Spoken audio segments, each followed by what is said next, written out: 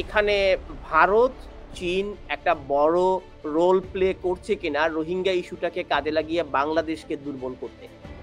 আচ্ছা, আপনার এই প্রশ্নের আগে আমি জাস্ট একটা ইনফরমেশন দিয়ে দিই।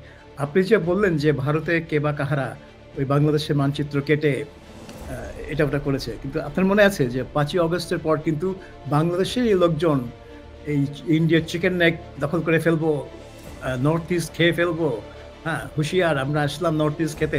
এগুলা কিন্তু বাংলাদেশ থেকেই শুরু হয়েছিল। ওইটার পরে এবং ম্যাপও পাবলিশ করা হচ্ছিল যে কিভাবে পুরা নর্থ ইস্ট বাংলাদেশের আন্ডারে চলে যাবে এবং বাংলা, বিহার, উড়িষ্যা আবার এক হয়ে যাবে। এইসব কিন্তু এই ধরনের মানে চালাচালি কিন্তু ২ পক্ষে শুরু হয়েছিল অগস্টের ৫ থেকে বাংলাদেশের তরফ থেকে।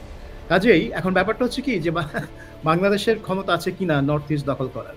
আর মানে সেটাও একটা প্রশ্ন। আর যাই হোক, এটা হচ্ছে পোলাপানদের কাজ। এইটাকে আমি একটা মানে মানে ডিসেন্ট কি বলবো রেসপন্সিবল ডিসকোর্স এর মধ্যে আমি আনতে চাই না। কিন্তু রোহিঙ্গাদের ব্যাপারটা হচ্ছে যে চীনের একটা স্বার্থ আছে। চীন চাচ্ছে চীনের স্বার্থ হচ্ছে সিম্পল। কুনমিং থেকে বে অফ বেঙ্গলে তাদের অ্যাক্সেস। এই এবং সেই জন্য তারা একটা বড় আমি একটা পোর্ট আছে রাখাইনি, সেই পোর্টটা পড়ে, সেটার নাম আমি উচ্চারণ করতে পারছি না, দুঃখিত। কে দিয়ে শুরু।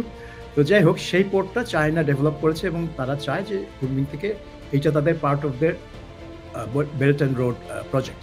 রোহিঙ্গাদের বিরুদ্ধে বা ওই রাখাইনের যুদ্ধ জিয়ে রেখে ভারত বা চীন কারোরই লাভ হচ্ছে না, কারোরই লাভ হচ্ছে না।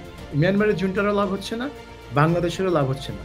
কিন্তু এটা যুদ্ধটা জিয়েছে একমাত্র কারণে যে আরাকান আর্মি এখন রাখাইনে পুরোপুরি অবস্থান নিয়ে ফেলেছে, প্রায় দখল করে ফেলেছে পুরোটা। তো এখন সব রাষ্ট্রই চাইবে আরাকান আর্মির সাথে ডিল করতে।